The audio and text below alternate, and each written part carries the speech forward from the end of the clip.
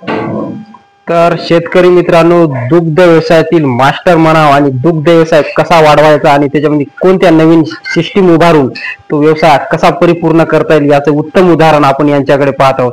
तर मला हे सांगा की हे तुमच्याकडे ढेप मापून तुमचा कारभार चालू आहे, हे काय विशेष? याच्यात म्हणजे कसं असते माहिती आहे का, एखादी म्हैस समजा जास्त दूध देत असते, कोणती म्हैस कमी दूध असते.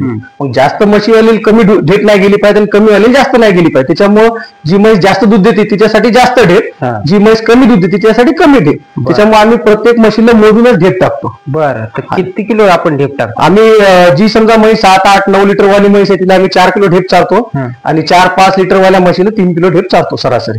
बरं, तर बघू शकता शेतकरी मित्रांनो, हे यांची हे टोपली इथं ठेवलेली आहेत आणि हे माप, कारण हे मला इथं खूप आपल्या दुग्ध व्यवसायात काहीतरी बदल करून तरच आपली या दुग्ध व्यवसायात प्रगती होऊ शकते.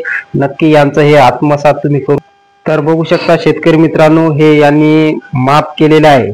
तर हे प्रत्येक माप किती 4 किलोच आहे ना? हो, 4 किलोचं. आणि हे तुम्ही काय टाकायले मामा याच्यात आम्ही आता कॅल्शियम मिनरल मिक्सचर टाकायला टोटावीटचं. बरं, ते प्रत्येकी 50 ग्राम देत असतो. सकाळी 50 ग्राम, संध्याकाळी 50 ग्राम. यानं कमी म्हशीचं सर्व व्यवस्थित राहते. कॅल्शियम हे ते सगळं दूध द्यायला व्यवस्थित चालते. बरं, म्हणजे 4 किलो मध्ये 50 ग्राम. हा, सकाळी 50 ग्राम, संध्याकाळी 50 ग्राम. बरं, तर शेतकरी मित्रांनो, नक्की यांची ट्रिक्स तुम्ही वापरा दुग्ध व्यवसायात आणि दुग्ध व्यवसाय यशस्वी करा. नक्कीच आपल्या चॅनलवर नसाल, चॅनल सबस्क्राईब, व्हिडिओला लाईक करा. जय जवान, जय किसान.